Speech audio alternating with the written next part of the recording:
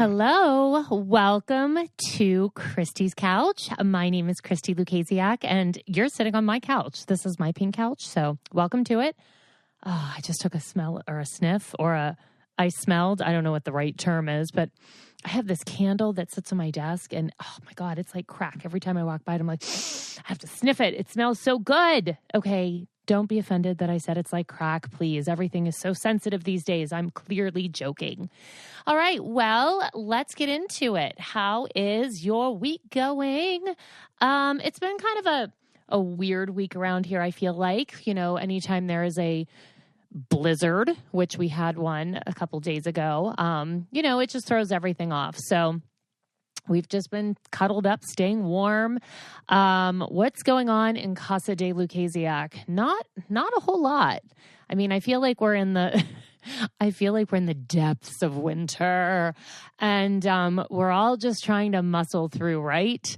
Thank God. So Pittsburgh is like, I want to say, I think it's the second grayest city, maybe third grayest city. I'm not sure. It's up there in the country, and I'm really feeling it this winter. And I just redid part of my bedroom and made it into a home office because since Mark's been working at home, he took over our home office. So I made my own. It's pink. It's cute. If you watch on Instagram or on YouTube, I'm always in it. It's very cute. But anyway, I have this whole setup on my desk with like a sun therapy lamp. And then I have like my coffee warmer, and I have, I just bought a foot massager for under my desk, but it goes off while I'm on Zoom calls, and it's always like, and I'm like, it's just my foot massager. Please disregard the noise below my desk. It's just a foot massager. So this is not that kind of podcast, Christi. So I have my space heater, I have my foot massager, I have a cozy little blanket. Oh gosh. Yeah. So I'm really just nestled in. It's a wonder I get any work done. And every once in a while, I will put on a pair of pants with a button just so I feel like a human. So that's where we're at. I hope that you're kind of having a better winter than I, but I feel like we're all sort of in the same boat, right? And Chloe, as most of you know, she lives in LA, and LA was going through this awful heat wave. I almost said heat stroke. You don't go through heat stroke. You get heat stroke from a heat wave where it was like 90 degrees and she just kept complaining that she was hot. And meanwhile, I couldn't feel my fingers and toes. So I don't want to hear about it. But I feel like most of us are probably suffering through the cold. What else? Let's see. So there was a new movie on HBO Max this weekend that Mark and I watched called The Little Things with, I think, Denzel Washington and Rami Malek. For those of you who are big Bohemian Rhapsody fans, he was the actor who played Freddie Mercury in that movie. But anyway, so it was it gave me Seven vibes. Remember the movie Seven with Brad Pitt? It gave me like Seven vibes. And then I read a whole article about it, and it was actually written 2 years before Seven, which I thought was kind of weird. But I will say, I was a little disappointed in it. Like, I had high expectations. We watched it. There's not very many movies that I'm like, I can't wait to see it.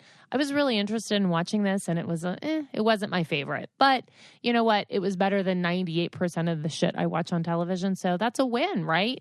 So I would definitely say it's worth the 2 hours, but don't be expecting an amazing, button on the end like Silence of the Lambs or something, because you're going to be disappointed. Did I give too much away? Did I spoil it? I hope not.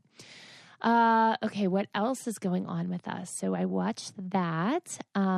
Just been doing a lot of work. I mean, I feel like I'm always working, which, everyone is. I'm keeping myself busy. Clara she's been very nice lately. It's kind of odd. She's like been interested in chatting with us. They're home right now. You can hear my dog barking in the garage door and all those things. But yeah, she's been really, really sweet, which I mean, do you feel like you're in the middle of a circus? I do. Sorry about this. This is my life for real. Welcome to my world. But yeah, so Clara's been very lovely. I will take it. I'm not going to kick a gift horse in the mouth. I'm going to accept the 6th grade. Oh Oh my Lord, I am so sorry. I'm going to accept the gift that is a pleasant sixth grader. And let's see, I keep trying to convince my daughter to come home. Chloe has not started college yet. So they actually wrapped their semester the day before Thanksgiving. This is Pepperdine. She goes to Pepperdine in Malibu, which, I mean, it is exactly how you think it is. Her campus sits up on a hill and overlooks the Pacific. It's the most gorgeous campus you've ever seen. So she wrapped up her semester right before Thanksgiving. And they don't go back until February 8th. So she has been off of school for months. And, you know, I kept saying, like, why aren't you staying in Pittsburgh? And she just looked at me kind of like I was crazy. And I guess I get it. I mean, if you're 19, you definitely don't want to hang out in Mars, Pennsylvania, if you have an apartment in LA. But, you know, there's this little thing called a global pandemic going on. So I felt like staying at home was a good choice. But you tried to tell a 19-year-old to stay home. Good luck. So Chloe's doing that. Claire's been pleasant. Oh, and a quick update on Mark. Okay. So Mark has not been sleeping for the last couple of nights, and he pulled his back out. And the way he was acting, it was similar to someone giving birth via C-section without an epidural. That's like the level of drama we were at about that back pain. So I have been... let's see. I've been ignoring it. I do give him the obligatory, like, oh, how's your back? And then I sort of ignore it because, like, I can be crawling dead on the floor and he's like, you're fine. Suck it up, buttercup. Rub some dirt in it. And the minute he sneezes and his back twinges, the whole world has to shut down and we all have to talk about it. So, yeah, so that's where we are. But this week's episode of Christi's Couch, my guest is someone that I am so excited for you guys to hear from. She is, okay, so if you're an original Dance Moms fan, if you're an OG, you remember her from the very, very first episode. And I don't know if anyone has ever made such a giant impact on a show with a 3-minute appearance. She made one appearance, actually 2, but the second one was kind of under the radar. She made one appearance. It blew the show out of the water, and she had a lot of backlash from it. And for the first time ever, she's speaking out publicly, and I am so excited that I get to be the person she tells her side of the story to. And if you haven't guessed it yet, let me give you a couple of clues. We'll pretend this is like, The Masked Dancer. I know everybody is obsessed with The Masked Dancer right now. I've never even seen it, but everyone DMs me, is Mackenzie the tulip? I'm like, I don't even know what those words mean. Apparently, everyone thinks Mackenzie's the tulip. I don't know. I can't confirm nor deny. I have no idea. Mark and I have been eating well since last March, I think. So I started us kind of on this clean eating diet, and we have just felt so much better. But one of the problems when you start to eat healthier is that there's usually so much meal prep involved because you're not eating like prepackaged processed foods.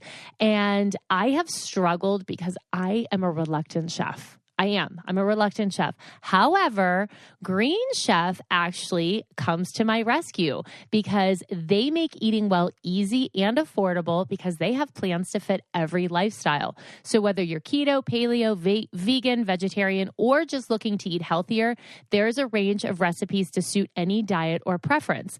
And the ingredients come pre-measured, perfectly proportioned, and mostly prepped. So I spend less time stressing out about cooking in my kitchen and more time actually sitting and enjoying my delicious home-cooked meals and reminding everyone in my family that I actually cook them. And Green Chef is the first USDA-certified organic meal kit company. And I know that all of the ingredients, they're clean, and I can trust that they're seasonally sourced for peak freshness. So it is a win-win-win. And right now, I have a special offer for Christi's Couch listeners. So if you go to greenchef.com/90couch and use code 90couch to get $90 off, including free shipping. So go to greenchef.com/90couch and use code 90couch to get $90 off, including free shipping. Green Chef, the #1 meal kit for eating well. So anyway, let's give you some clues to see if you can figure out this guest. Okay. she can throw an elbow like nobody else. She does not find socks offensive, and she offers to take out the biggest piece of trash in the building. I hope those were good clues. Were those good clues? I don't know.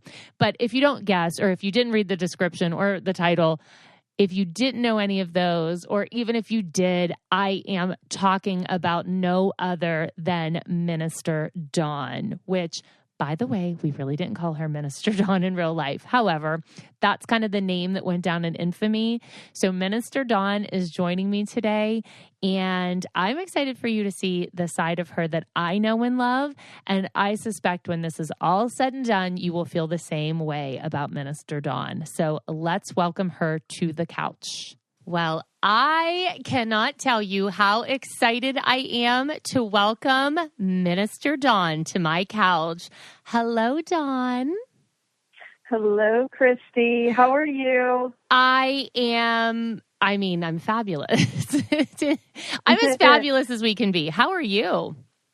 I'm great. You're great. I'm awesome. It's good to talk to you. I know. It's so exciting to have you. I'm really, really excited to have you because I think a lot of my listeners are dying to hear from you because I don't think you have ever spoken out anywhere about your your foray on Dance Moms. Have you? I have not. Oh my God. So I'm a groundbreaker. You did give me chills when you introduced me as Minister Dawn, because let's begin right here. I've never been called Minister Dawn. Never, ever, ever, except on Dance Moms. I'm sorry. I don't mean to spark any PTSD. I get that feeling. I kind of relate because every time I hear Chloe's mom, I'm like, ah! Like it's a little bit of a clench. And that's terrible because I am Chloe's mom. Okay, so we won't call you Minister Dawn. I'm Reagan's mom. So, right.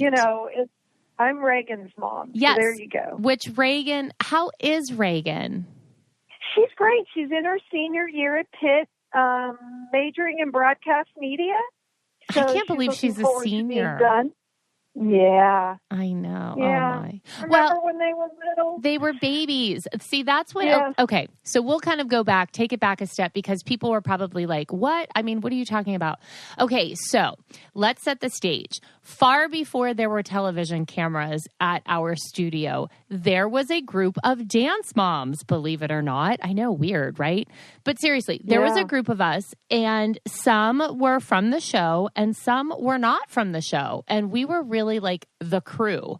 And we went to dinner a lot. I mean, we would do competitions together. Our kids, traveled, and we were all real friends, like real friends. And I know we became TV characters and this and that, but I try to say like the OG Dance Moms aren't necessarily people you watched on TV. It was the people who we were friends with in the studio, and you were part of that group. Yeah, and I miss that. Those were some good times. You and I went to New York with Chloe and Reagan. We had a blast. Yes, I remember I said, do you want to drive? And you're like, no, we can get a plane ticket for $30. Let's fly. That's it. And we did. We did. We absolutely did. Yeah, that was really fun. So Reagan grew up dancing with the girls. And Reagan, she's such a sweet, kind soul. And so I think let's just kind of get into it because this all makes sense.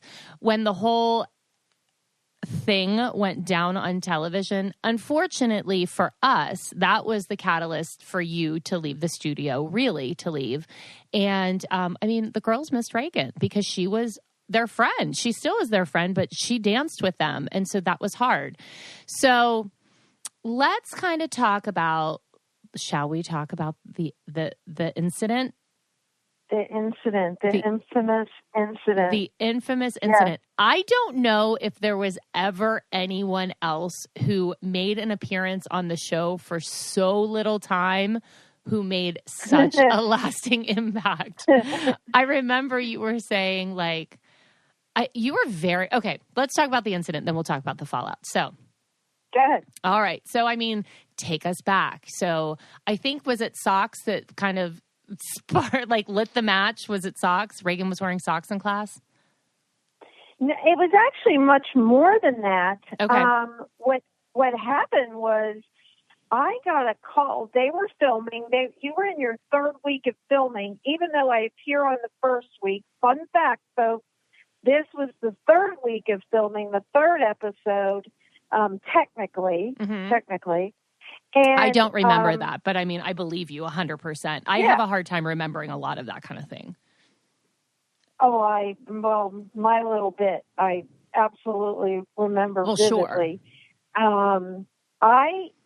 I got a call.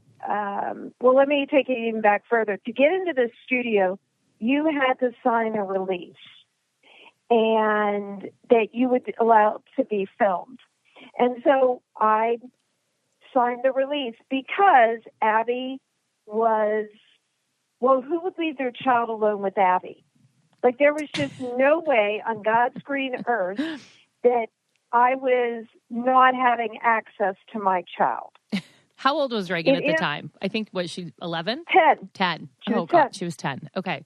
And so there was no way I was giving them access to her without me coming through. And you know that well. You know that, like, people see things on the TV show, but let's be honest, it's not, you're not seeing everything, because if Lifetime would have posted everything,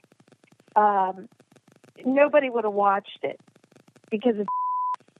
At any rate, I got calls from kids, Reagan's friends, that Reagan was hysterical, and I got a couple phone calls from the moms. Not you guys, because you were up filming.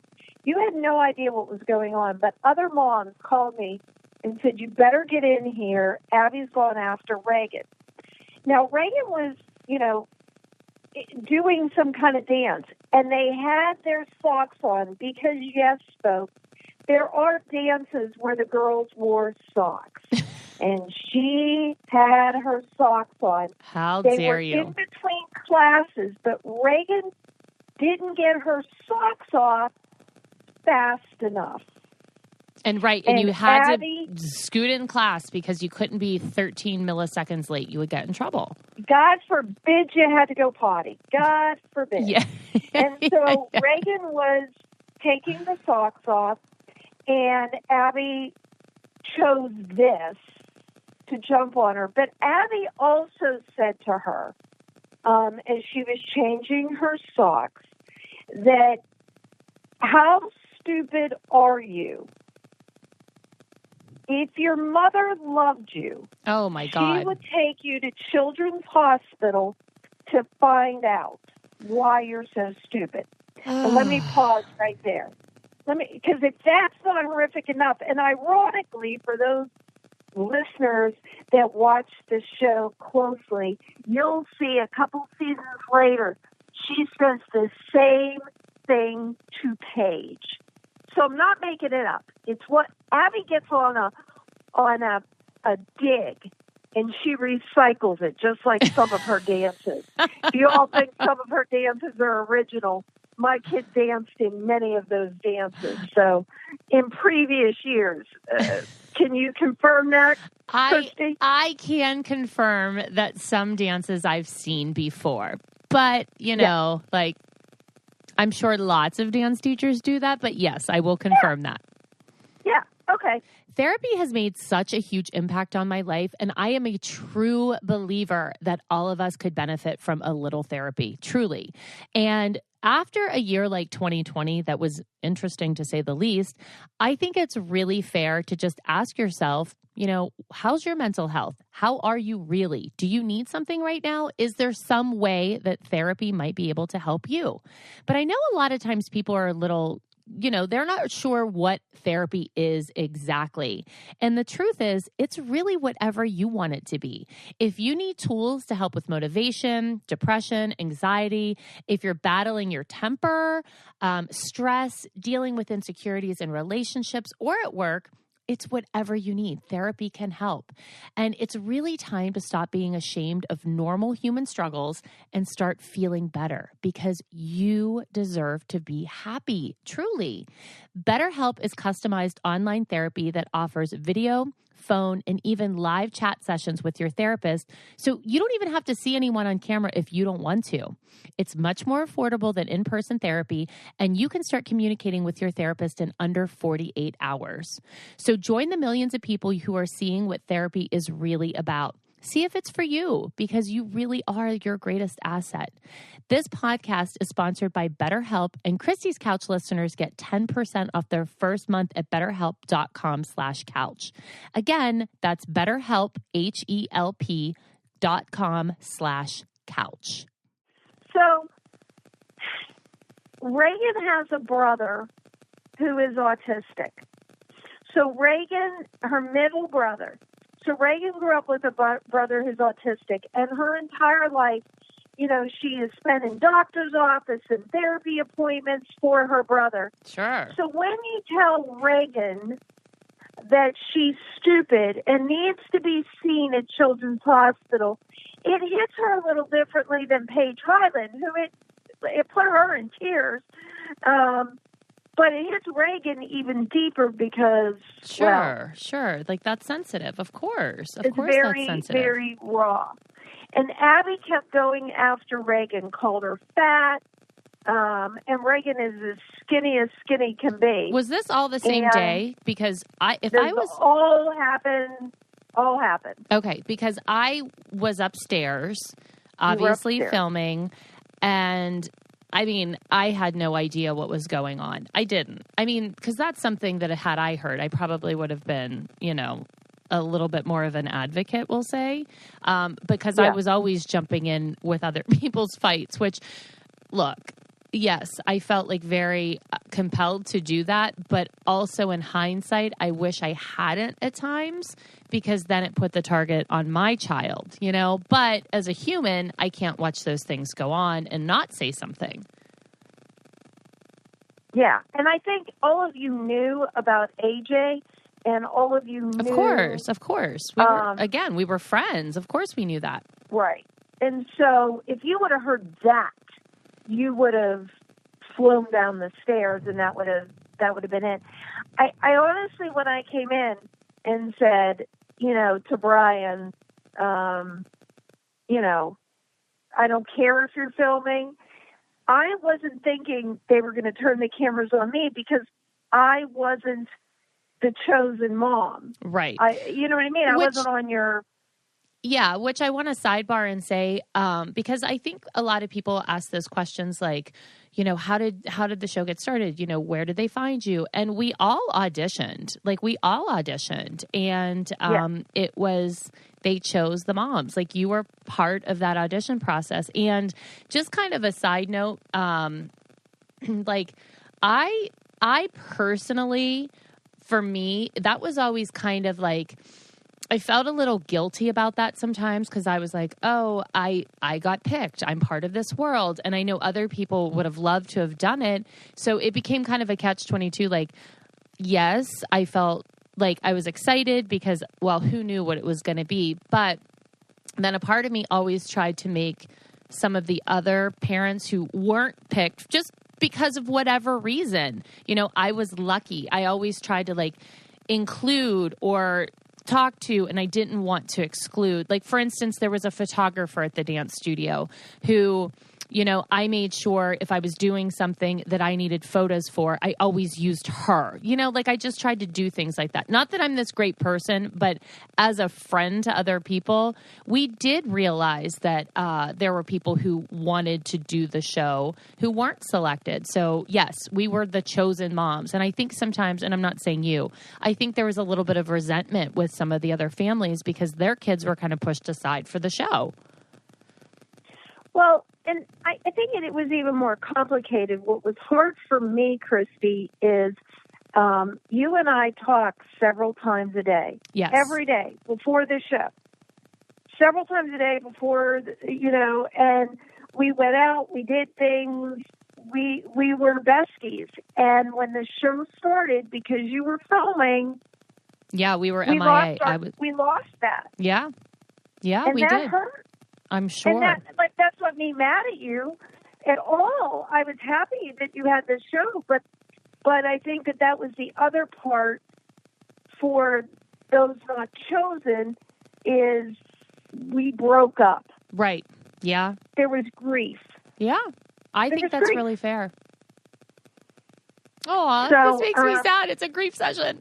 Okay, so go. Yeah, I mean, it is. And those are all things that people don't realize, that we are real people with other relationships outside of just what you watch. So it was hard. I mean, there is grief. Like, our friendships changed. Our family interactions changed a little bit, which, I mean, I'm planning on trying to wrangle my husband into a podcast episode, because I really think that people would like to hear from, you know, his perspective, everything that went down. So if you guys want to hear Mark on an episode, drop that in a comment, because I'm trying to convince him and he's just not biting yet. So anyway, so let's get back. So we're back there. We're in the moment. You walked in. Now, you said the name Brian, and I think it's just kind of to give the viewer or the listeners a note. That was one of the executive producers. So yeah. And I walked in, and again, I'm on adrenaline. It is of course adrenaline. There are things. So I go in and I ask to speak with Abby, which you see, and again, you see me flip the switch, but there were things edited. She made some snarky remarks about me being a pastor. She made a remark, and I don't know if you remember this, but she made a remark about me because I baptized you. Yes. Yes. It was an adult baptism. Yes. Oh, I didn't know she said that. No, I didn't know. Absolutely, she did. Mm-hmm. And, you know, what kind of church would accept someone like you? And, well, you know, yeah. Well, the Church of Abby, Satan, you know, like, get out of here. And, you know, a real church that loves people. At any rate, so she was digging at me, and you all don't see that. And, you know, so, you know, and then she's like, you're supposed to be a minister. And it's like, you know what? Yeah. And you're supposed to be a dance teacher that works with children. And, you know, she wasn't dressed properly. So now we're back to the socks. It's take the socks off. It's not hard. It's a sentence. Take the socks off. Put your hair in a ponytail. Yeah. Get your put your hair in shoes. a ponytail. Yeah. It happened all the time, folks. Anybody that takes dance knows that happens. Sure. It happens. It happens not even in dance, in life. Like, you forget something or something's a little bit wrong, and you're like, how many times have I walked into a building in the last year without my mask, just because you're like, oh my God, I forget. And the minute you do it, you like run back to your car and grab it. And it's not because I'm an anti-masker. It's because I'm a human who forgot for 13 seconds. I was distracted. So I think that it was hard because, you know, those kids, you know, anybody that's in dance class, you know, can I borrow a pony? Can I borrow a hairbrush? Heck, we all switch. You said tap shoes. How many times did people forget their shoes? Oh, 100%. But they were in a different class. All right, let's not say hairbrush, though, because, you know, there may have been lice outbreaks at times. I'm just saying. There are several lice outbreaks. That's a whole different That's another story. Oh, God. Yeah, but that's how that happened. But, yeah, so I yelled at her, and you threw an elbow. I threw an elbow, which, by the way, I get a lot of comments about the elbow throw. Well, that elbow is pretty iconic. I'm not going to lie. Like, there's very little I go back and watch on Dance Moms, honestly, because I lived it. I've seen the episodes once. I never rewatch them, but there's certain clips that come up over and over. That damn elbow shows up all the time. It was a very deliberate elbow. It's kind of voguish, strike a pose. Yes. You know? I think I'm going to name this episode The Deliberate Elbow with Minister Dawn. Yeah, right? I'm telling you. I didn't hit her. I didn't swear at her. No, you didn't. I think you retained your composure, I think pretty well. I mean, coming from someone who, look, eventually I would be in a street fight on television. So I would say you held it together pretty well, especially considering the backstory that people didn't know. Well, and considering you see a clip, and it's not, I don't know why the clip, like I've seen it on YouTube. You don't always see it. I don't know what happened to it, but there's a clip of her yelling at Reagan.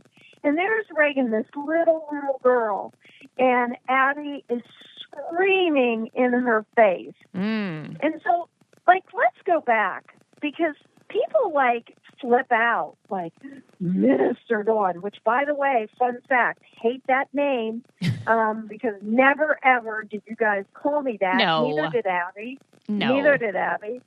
I was just Dawn, or Reagan's mom. I mean, that's all it was. But, you know, nobody goes back to the fact and how she her. And in this day and age, we stand up for that. We say, no, it's not allowed. Abby was like, that episode made Abby a hero and made me a villain. And I will never, ever, ever understand that. Ever.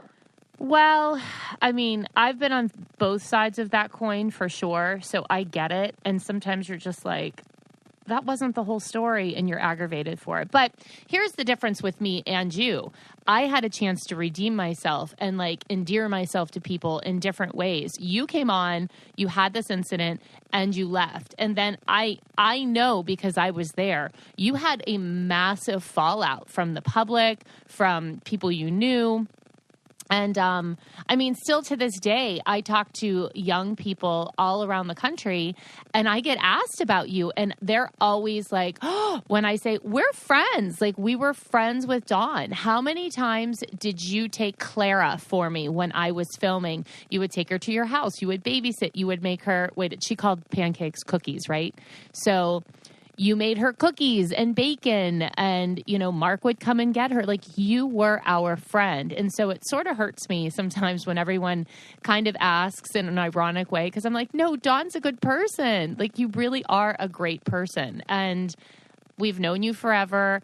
Never, like, always so positive and funny. And, okay, I have to give credit where credit is due. Okay, I'm coming clean. This is like my confession to Minister Dawn. Like, I'm confessing.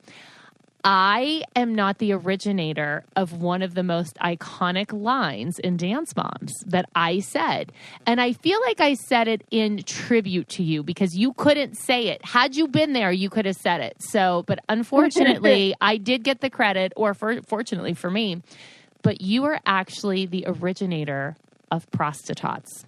It's true. Yes. It's true. Dawn used to call them prostitutes far before I ever said it on television. And every time you said it, I would die. Like, I would crack up and giggle. And so when that whole electricity thing went down, I was like, oh, they're prostitutes, you know, because that was something that you said all the time that kind of became part of, you know, my vernacular or whatever. And so I said it on TV. Never did I have the intent that I was like, I'm stealing Dawn's line. Like, you weren't there to say it. So I delivered it, and I hope I did you proud. Yeah, well, I remember when I saw it, and I'm like, I remember, I don't know if you remember this, but I texted you and said, you stole my line. Oh, I don't remember. But I think I said to you, you need to trademark that and make T-shirts. You did say that. You did say that. But people wouldn't have believed it. But again, a different time, and it was, I believe it was the All That Jazz number.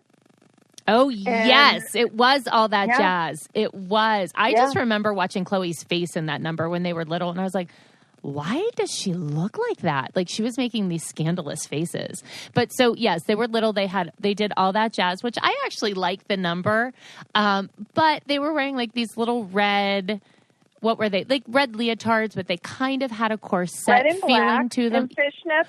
Well, I was getting there, and they had black lace on them, so they kind of had a bustier look to them, and then they had black fishnets. So, yeah, it was a little risque.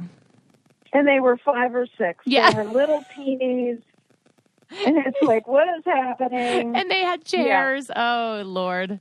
Yeah. So that's, I think, what spawned prostitutes. And now it will live in infamy in everyone's mind. I do believe that is something that older girls on campuses now refer to, those incoming freshmen who are really trying hard to impress boys at a party.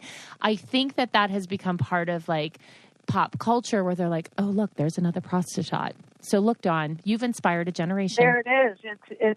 It's gone on, but Who knew? It was.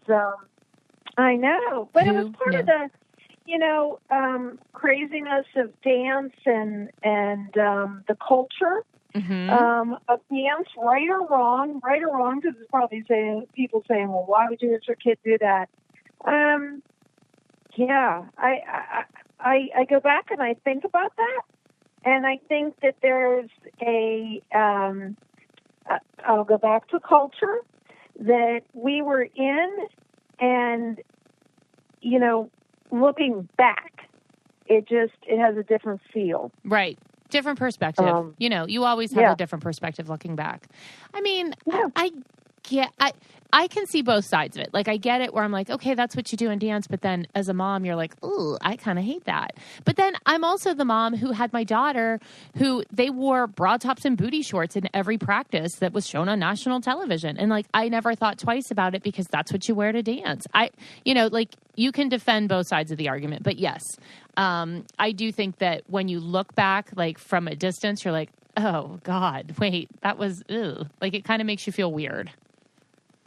Well, and let's add to this. Let's give people a little snapshot into the atmosphere. Okay, no, wait. I'm just saying right now, the minute you started, I just kind of did a little like zoop across my lips. So you speak, and I'm just going to listen.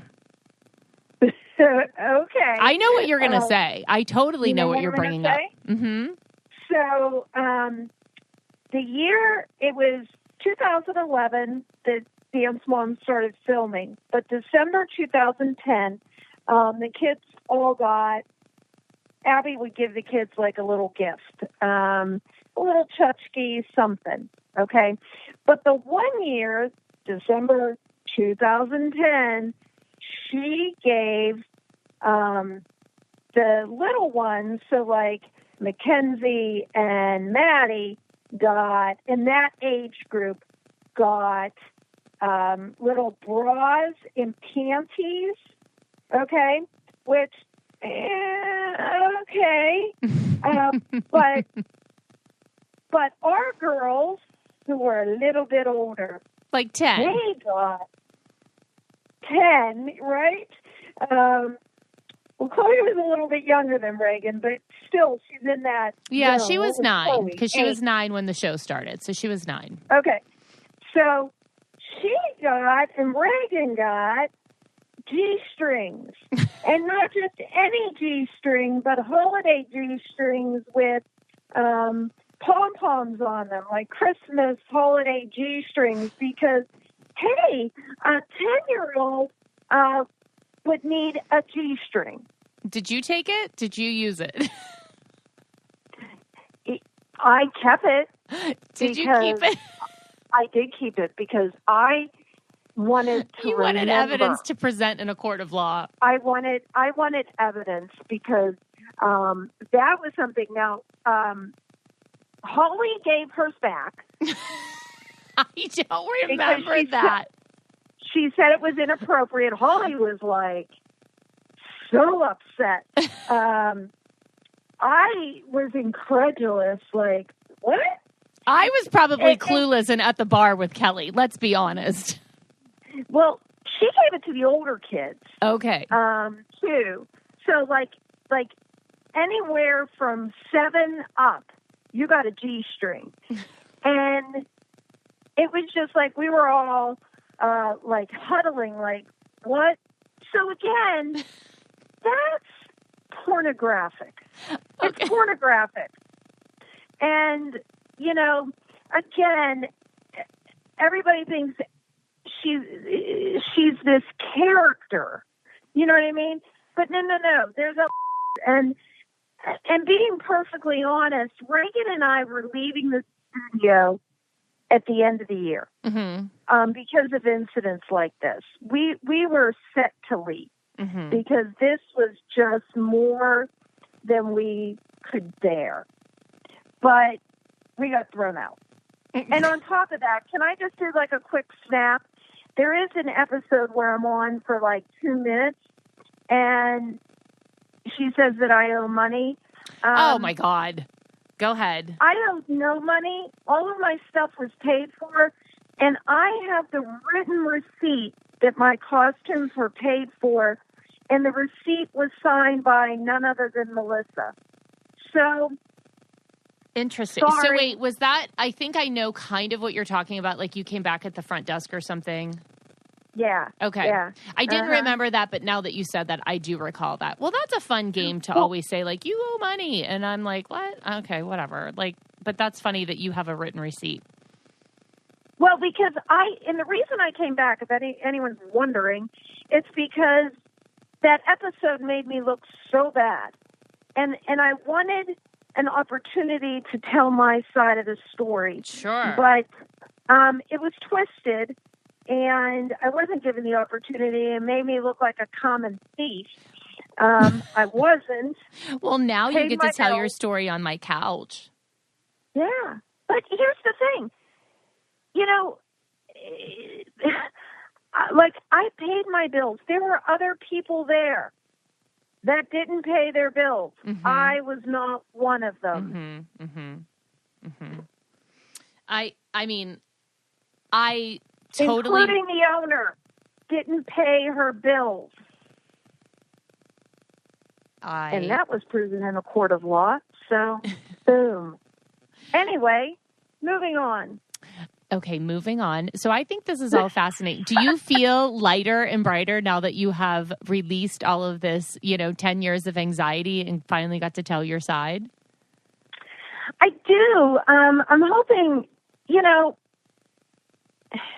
I have been judged. Oh, yeah, so I know. horribly. And Reagan tells people all the time, my mother rescued me.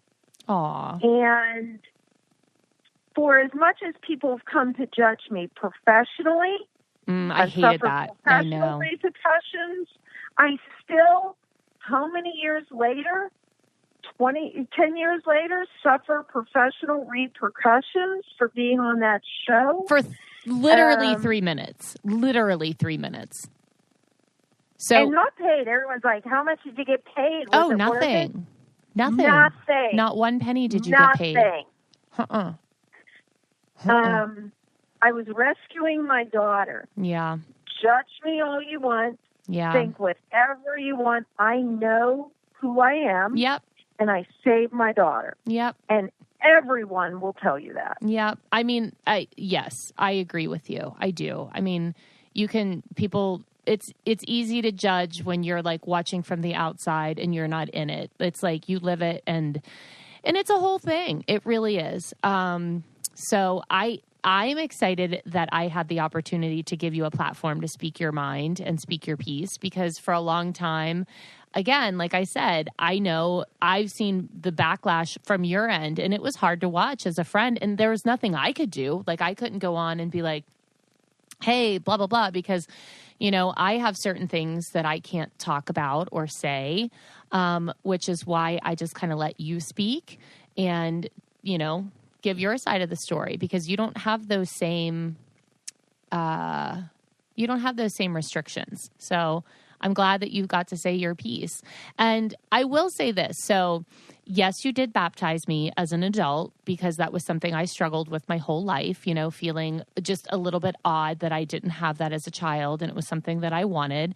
But I know that you are a light in your community. I know that because I've talked to the people in the church, especially the older population. And I think that you would be a great person to talk about, just for a little bit, because I think everyone is in this very insular, I don't know what the word is. You know what I mean? Insular state, because we're all indoors, and COVID has really made us, hermits or homebodies, but you still have those connections that you need with other people. So what can you tell the listeners how you can participate in outreach and serve your community and, help others that are suffering maybe? So what kind of light can you share with us, Minister Dawn? And I'm saying that in a nice way, not in a condescending way. I know you are. I know you are.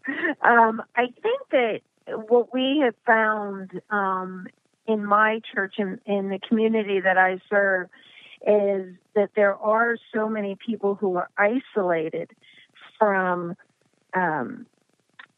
each other, just normal human contact, and especially the elderly, because they have no way of getting out, and a lot of them aren't on the internet or things like that. And so they're kind of lost. But there's also people in the community who are literally physically hungry because they've lost their jobs. I mean, families that you never would have thought would lose their jobs, but they did because they're servers or restaurant owners, and they're poor, and even those who are working, like this Christmas, we took goodie bags. We didn't bake them because that's not right, COVID friendly, so to speak. But we took like chips and wrapped cookies and things like that to the hospital, to the nurses, to the fire department, to the police station, to the EMTs to make sure that they were cared for. But we also work with families providing meals. Thanksgiving, we provided to-go meals for Thanksgiving dinner, free, no cost. And that's where you can use volunteers and people to help, people to donate food items or clothes, coats, mittens, hats, gloves, things like that. Yeah, so if you don't feel comfortable physically going somewhere and volunteering your time, just making those donations or helping a community. I mean, how many of us cleaned out a closet during the stay-at-home time? Like, donate those things. Don't just throw them away or drop them off at Goodwill. Check your local churches and outreach organizations because they probably need them too. Yeah, so I think church has not become just, we're online Sunday morning, and, you can watch the church service from home, but we are also in the community, serving the community. In fact, we put on our sidewalk, because we can't talk to people. I can't go outside and say, hey, how you doing? It's just not done. But we put sidewalk signs on our sidewalk, like some say talk less, smile more, stolen from Hamilton. Faith is better lived. And so you walk in the sidewalk, you can't really talk, you may be looking down, but here are these signs around my church that are reminding you to be a better person. Yeah. So that's another way you can use what you have to reach out to others. Yeah, I think that's important. I think that I think at the beginning of all the lockdown stuff, people were a little bit more friendly, and now people are a little bit more aggravated and maybe bitter.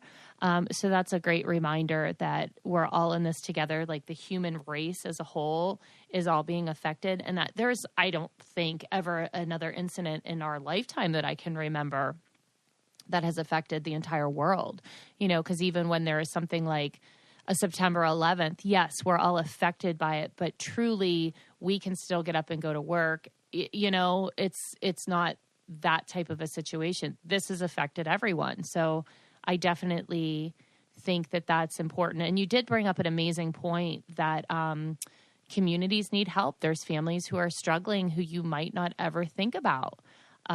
So get involved in your communities. Well, I know because of this, Reagan, who's in that age group, she's become more active with justice issues.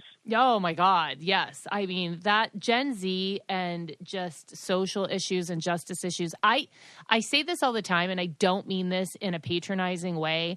I think that generation will change this world. Like, I agree with you. They're so like activated to help. And it's just unbelievable to me to see the things that they truly, truly latch on to and hold dear and will advocate for. It's humbling kind of and awe-inspiring, and it's so unselfish, which I think like a lot of us are very selfish, and they're not. And I just see them looking at the world totally different. And I always say like, okay, we might not be that generation, but we raised them. So we kind of had a hand in it, which makes me proud. Well, and I also think, Christi, because our kids danced, they are very protective and supportive of the LGBTQ community. I do agree with that. And I also think that in dance, because of the folks that they dance with, Black Lives Matter. And they are also very aware of that and supportive. So, yep. In that way, I'm proud of them. Sure. Of course. Yeah. I think there's a lot to be said about that generation. And I am excited to kind of like get to live in their world, so to speak, as they're stepping into more prevalent roles in society. So it'll be fun to see like what happens in the next 10 years. I think the whole world is shifting, but that's like a different conversation for a different day. I agree. Yeah. Yes. It's totally. Wait, there was something else I wanted to bring up Oh, I know what I wanted to mention, but I don't know if you're comfortable with me mentioning it. Go ahead. Okay, well, I have to say, as a whole, to all the listeners, I want everyone collectively to send Dawn well wishes, because she has been going through something that I think is pretty serious. And I mean, it's something that you have handled with such grace and dignity and just such a positive outlook. So can I mention? Yeah. Okay, so you were diagnosed with breast cancer, and do you want to talk at all about that? Or should I just say like, send well wishes? I think you're doing amazing, but. So I was diagnosed in September, and I had not had a mammogram for 3 years. Oh. So this is my advertisement to say, get a mammogram. Don't do that. Don't do that. But it was caught early, thank goodness. And I'm almost done with treatment. Monday's my last day. Yay! And and and that to that point, that's why we're still friends. I mean, not why, but it's a demonstration of our friendship that when that happened, you guys were part of my circle. And Diane Pent, who was on the show, her puppy and my puppy had a play date together. Yeah. Just kind of for us to laugh. I don't know if that was a play date as much as it may have been a date. They really liked each other. Yeah, they really did like each other. I will say though, it's important to know that I'm not angry about anything. And I don't have any resentment over my time. What I know is that it brought me wonderful friends, wonderful, wonderful friendships and memories. Yeah, I get asked all the time. I mean, obviously my journey when people were watching was different than before, but I get asked all the time, like, why did you stay? Let's exclude all of the other things, but before there was a show, we had a real family. We really did. And those people still reach out and connect. And even if you don't talk to them all the time, if you run into somebody at the mall or, at Christmas time at a restaurant, like everyone still has that sense of community. So that is something that I personally will always be grateful for because, our kids grew up together and it was really a fun bond. And again, we were the chosen ones and got lucky, but there was a million other moms and dads that really made that community special. And we all felt together like, okay, yeah, there was negative things, but we had each other to lean on. And that was important. Yeah. That was very important. Yeah, we held each other up through difficult times. Like, this is a difficult time for me, but I had you guys. So that's priceless, and people can think what they want, but, I put some of the ugly aside, or I put it in a box. Yep. And it was ugly and it was horrible. And there are more stories, but I'm not interested in bashing. Yeah. I want to tell people I had great friendships, and I was blessed. Yeah. So, and I protected my daughter. Yes, you did, obviously. For sure. Well, Dawn, it was so fun to have you on here. Please let me know if you guys love this interview. I'm sure it was a lot more heartfelt, I feel like, than people were expecting. But that's who Dawn is. So I thank you for setting the record straight. And hopefully maybe you'll get some love on the internet instead of all of your crazy comments that I'm sure you get. So where can people find you? They can find me on Instagram. I have a very sad TikTok. I have a sad Instagram. It's mostly my dogs. But that's okay. So what's your Instagram handle? Dawn Check. It may be Dawn Lynn Check. Same with TikTok. It's either Dawn Check or Dawn Lynn Check. Well, I will double check, and I will put that in the show notes. So if you want to... And I'm on Twitter, too, and I'm very politically active on Twitter. So, Okay, so wait.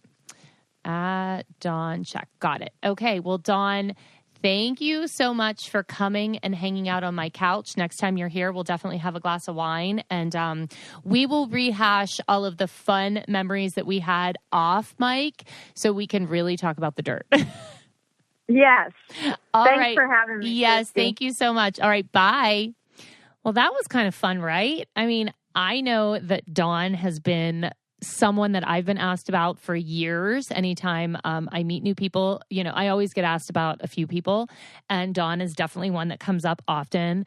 And I have to say, I'm usually the one who, well, I shouldn't say I'm usually, I have no idea what everybody else's answer is. But when I'm asked about her, I always say Dawn got a bad edit. She's our friend. And yes, it went down like that, but there was so much more that happened behind the scenes, which I hope that Dawn feels like she got to clear up, because I know that's hard.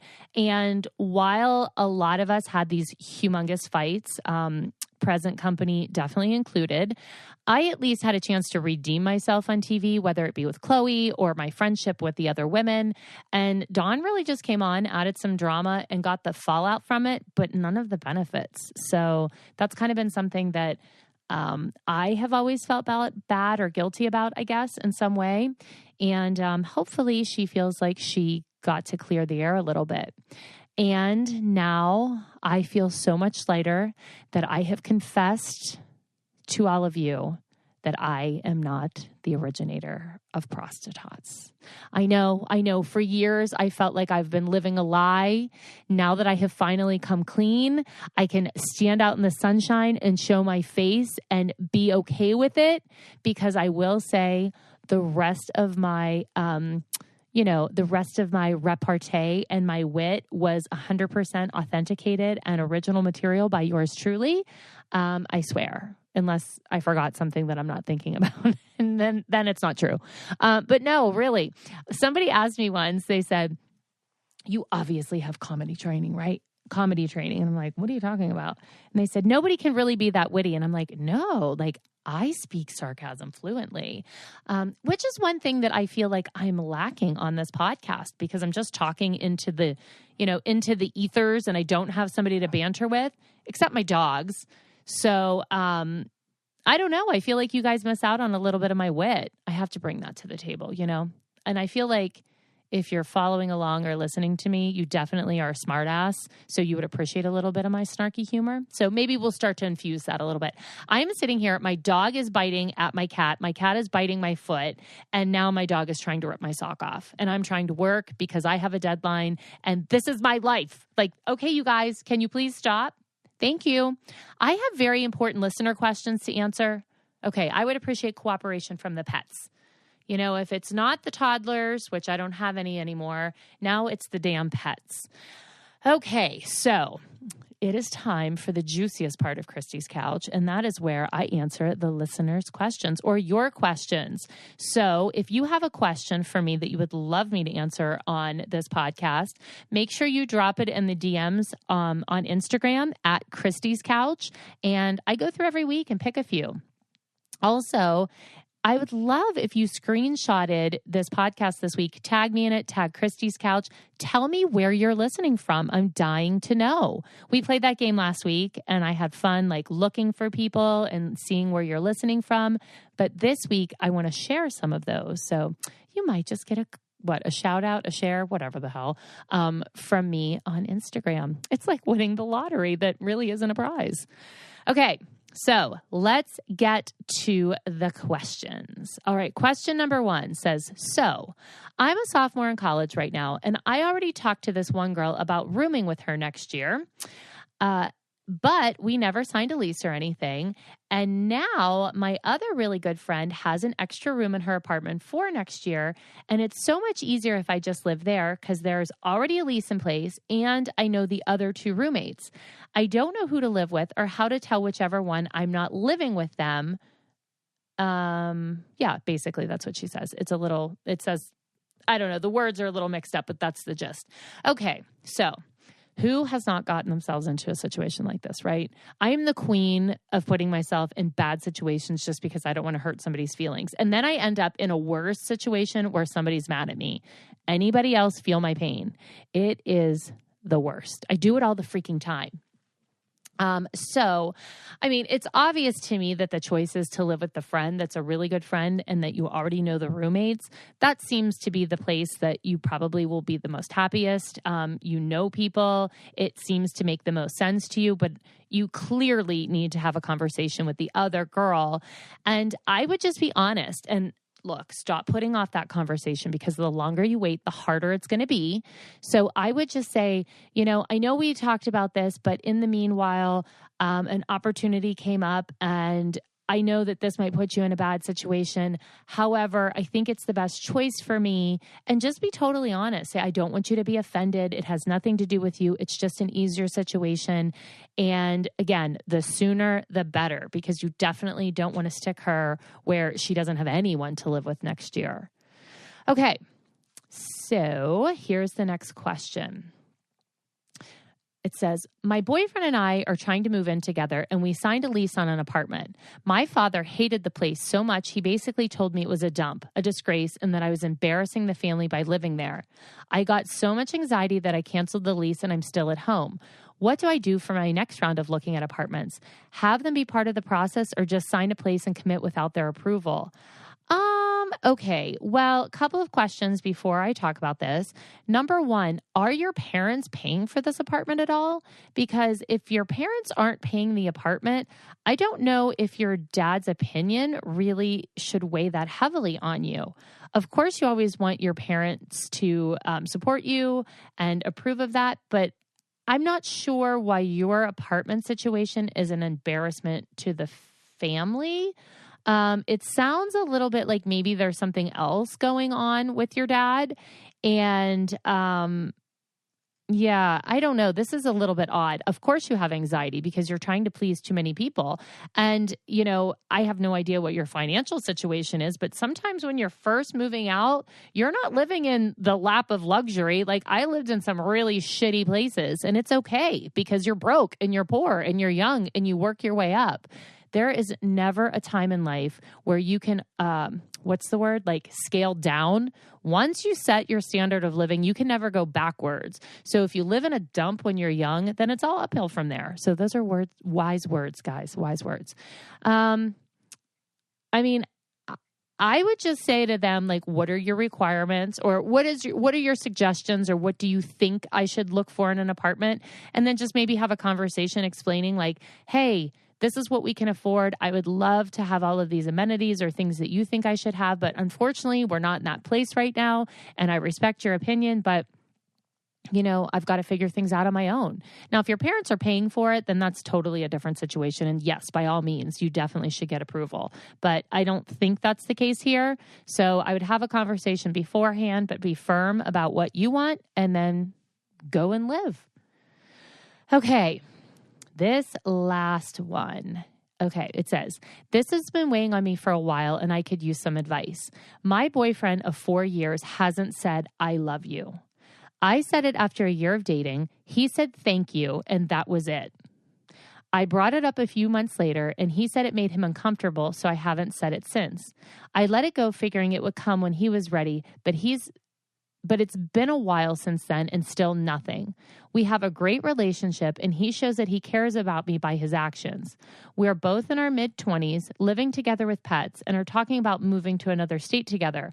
I don't want to pressure him into saying something he's not ready to say, but should I be concerned that he hasn't said, I love you? Thanks. Yeah, I feel like that's a pretty big red flag. I know sometimes the word love is a little powerful for people and it feels overwhelming and they don't necessarily want to say it. But if you're committing to live with somebody and move across state lines and they can't say a 4-letter word, that would concern me. I'm not sure. I mean, I love that he shows you that he loves you by his actions. I mean, because so often people say, I love you, and then they don't show it. But that sounds like a situation. Maybe he has some baggage from the past that needs to be addressed. But that might be a situation there you have to have a conversation or maybe even consider going to talk to somebody together, especially if you're moving into like the next phase of your relationship. You don't want to be with somebody, for the rest of your life that has a hard time displaying their affections for you, because it sounds like that's going to be something frustrating for you. And if it's frustrating you now, I can only imagine how you would feel after 10 or 20 years of marriage. I would definitely address that early on, and don't put pressure on him. Don't be like, I need you to say I love you. Just say, look, we're obviously in a committed relationship, but there's an issue here and I don't want to pressure you, but there's things I need to understand so that I can function as your partner too. I think that's fair. Okay, well, that is it for this episode of Christi's Couch. Make sure, please, guys, if you're listening, by rating, review, and subscribing to this podcast, you have no idea how much it helps me. Seriously, like just that click of the button and just saying like, loved it, really, truly does make a huge difference. So if you want to support me, that is all of the support that I would ever ask for. So please do that. And if you want to give a follow on Instagram, it's definitely at Christi's Couch, or my personal, which is at Christi Lukasiak. Let me know what questions you want me to answer next week, and then I will see you on the couch. Don't do anything that I wouldn't do this week. Bye. If you want to be the most interesting person at the cocktail party, well, hop on over and listen to the Brain Candy podcast. Our award-winning content will have you laughing while you're learning. We read all the best articles, books, and studies, and keep up with new TV shows, documentaries, and pop culture. And then we cram it all into 2 shows a week. Conspiracy theories, cannibal rabbits, unsolved mysteries, the history of the Walkman. There's something for everyone. The Brain Candy podcast. Find our link in the show notes. Or simply search for the Brain Candy podcast on your podcast app.